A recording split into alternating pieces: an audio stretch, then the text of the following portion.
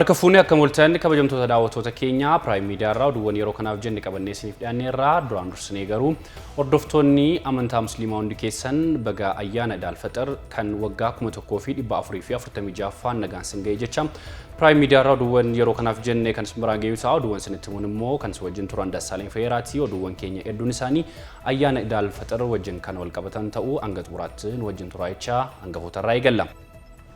President Tayyee Aqsalaaseen ayyaana Iid al-Fixr waggaa 1446 sababeeffachuun ergaa baga geessanii dabarsaniiru.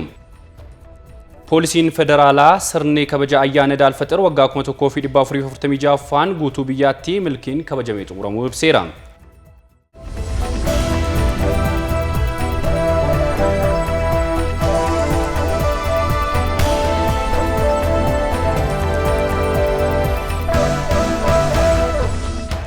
Daawwattoota keenya kunniin hangafoota turanii amma oduuwwan bal'inaan qabannetti darbinaa jalqaba irratti President Tayyee Aqsalaaseen ayyaana Iid al-Fixr waggaa 1446 sababeeffachuun ergaa baga geessanii dabarsaniiru.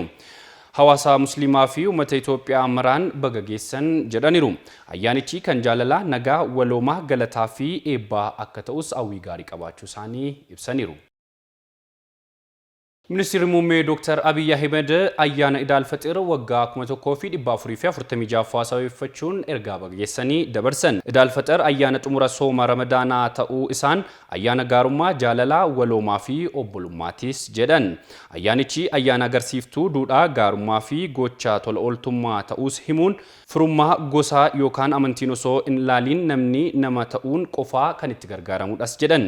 Maaddiin soomaa guutuu kan ta'u yeroo gaarummaan itti dabalamudhas kan jedhan tola ooltummaa jechuun kan ofirraa hir'isuun kan biraaf kennuudha jedhan. Akka biyyaattis itti fufuu fi uummata walitti hidhuuf tola ooltummaan duudhaa murteessaadha. Hundi keenya faayidaa fi mirga fira keenyaa kabachiisuu qofaan biyya ijaaruu hin dandeenyu. Iid al-Fixr duudhaalee kanneen walitti hidhuun maatii, ollaa, hawaasaa fi abbootiin amantaalee wayitaa walitti qabaman duudhaalee kanneen caalmaatti akka babal'isan waamicha koon dhiyeessa jedhan Dr. Abiy Ahmed. Manni maree Federeeshinii ayyaana Iid al-Fixr waliif yaaduu fi gaarummaa walitti agarsiisuun dabarsuun barbaachisaa ta'uu ibseera. Manni marichaa ayyaana Iid al-Fixr waggaa 1446 sababeeffachuun ergaa baga geessanii dabarseera. Hawaasni musliimaa waqtii sooma Ramadaanaa wal deeggaruu fi wal gargaaruun dabarsuus yaadachiiseera. Ayyaanichi kan nagaa akka ta'us hawwii gaarii qabaachuu ibsee jira.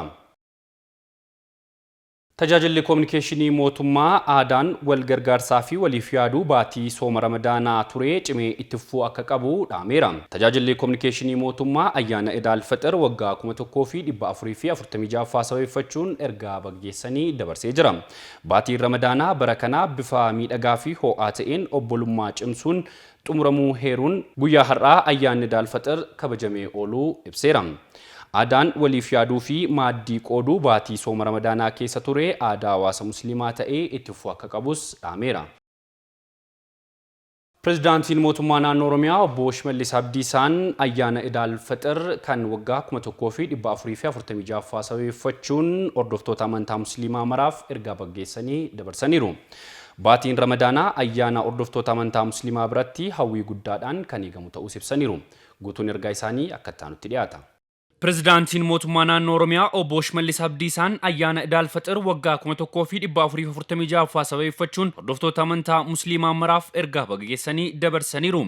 Baatiin Ramadaanaa ayyaana hordoftoota amantaa musliimaa biratti hawwii guddaadhaan eegamu guyyaa soomaan halkan salaataan akkasumas quraanni barsiifamaa rabbirraa araara kan itti barbaadanidha. Baatiin kun kan balballi jannataa itti banamte balballi jahannam itti cufamtee fi ji'a quraanni keessatti bu'e ta'uunis adda isa taasisa.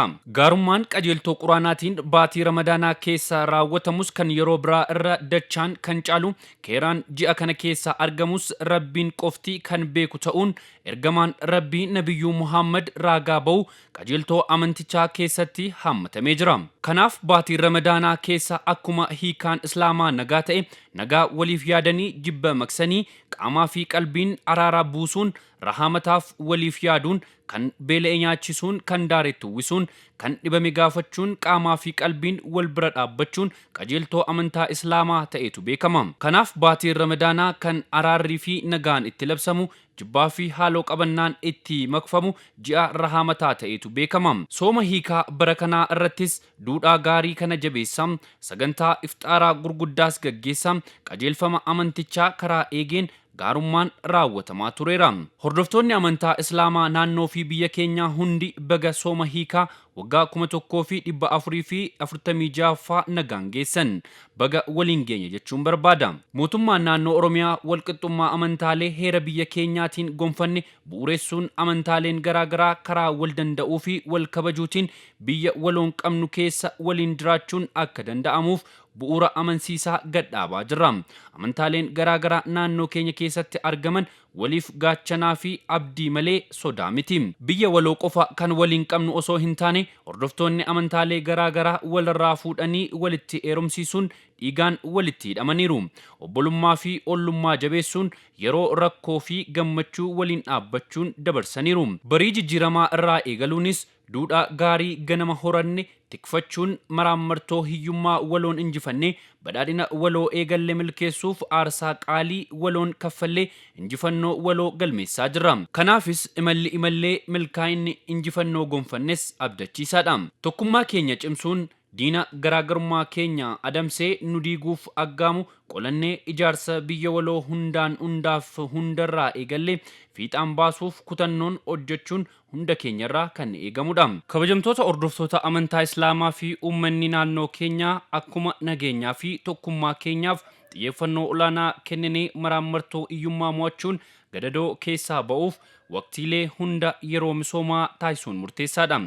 Hojii misoomaa hojjannu hunda qulqullina baay'inaa fi ariitiidhaan milkeessuun Oromiyaatti diinagdee jabaa ijaaruun hiyyummaa gochaan seenaa taasisuuf hojjetamuu qaba. Kanaafis mootummaan naannoo Oromiyaa hiyyummaa fi garaagartummaan qaanii ta'uu lammiilee hubachiisuun badhaadhina milkeessuuf kutannoon hojjechaa jiraachuu isiniif dhugoomsuun barbaada. Dhuma irratti ayyaanni Idaal Faxir bara Hijiraa 1446ffaan kan tokkummaan keenya itti jabeessinu, nageenya keenya waloon tiksinu, hiyyummaa diinnee badhaadhinaaf harka keenya diriirsinu, kan rakkataa gargaarree eebba uumaa biraa itti argannu, tokkummaa cimsinee walooma itti gabbifannu, araara labsinee jibba fageessinu nuuf haa ta'u jecha ayyaanichi kan milkii nagaa akka ta'uun hawwa. Ayyaana gaarii, Eid Mubaarak. Oromiyaa ni ijaarra, Itoophiyaa ni utubna, gaanfa Afrikaa ni tasgabbeessina. Waaqayyos nu gargaara.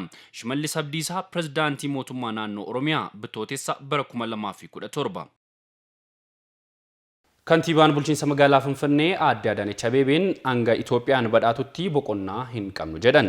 Kantiibaan Adaanech Abeebeen ayyaana Idaal Faxir waggaa 1446ffaa sababeeffachuun dargaggoota hojii misooma koliidaraa magaalichaa irratti hirmaataa jiranii fi giddugala nyaataa Tasfaa Birhaan lakkoofsa lamatti harka qal'eeyyiif maaddii qoodaniiru. Guddina Itoophiyaa dhugoomsuuf xiyyeeffannoo fi tumsaan hojjechuun barbaachisaa akka ta'e Aadde Adaanech ibsaniiru. Guyyoota ayyaanaa dabalatee boqonnaa malee hojjetamaa jiraachuu kaasanii kanaaf ammoo dargaggoonni hojii misooma koliidarii irratti hirmaatan fakkeenya ta'us himaniiru. Guddina Itoophiyaa dhugoomsuuf sa'aatii 24 hojjechuutu nurraa eegama kan jedhan Aadde Adaanech dargaggoonni hojii isaanii cimsanii akka itti fufanis hubachiisaniiru. Sooma Ramadaanaa keessaa giddugaloota nyaataa bulchiinsa magaalichaa keessatti argaman 24tti sagantaan afxiiraa gaggeeffamaa turuus yaadachiisaniiru. Duudhaaleen wal gaafachuu fi wal deeggaruu Itoophiyaanota daraan cimsuun barbaachisaa ta'us ibsaniiru jechuun riipoortarii keenya Abtaamuu Tikkuu gabaaseera. Poolisiin federaalaa sirni kabaja ayyaanaa Idaal Faxir waggaa 1446ffaan guutuu biyyaatti milkiin kabajamee xumuramuu ibseera. Poolisiin federaalaa uummata Itoophiyaa hordoftoota amantaa Musliimaa, abbootii amantaa, koree qophii ayyaanichaa, dargaggootaa fi qaamolee nageenyaa ayyaanichi bifa ho'aan kabajamee akka xumuramuuf gahee isaanii ba'atan galateeffatee jira. Kabajamtoota daawwattoota keenyaa oduuwwan Prime Media irraa yeroo kanaaf jennee qabannee isiniif dhiyaannee kanneen nagammaatti hordoftan ture oduuwwan sanitti muun kan wajjin ture Andassaalin Fayyiraatii yeroo gaarii qabaadhaa.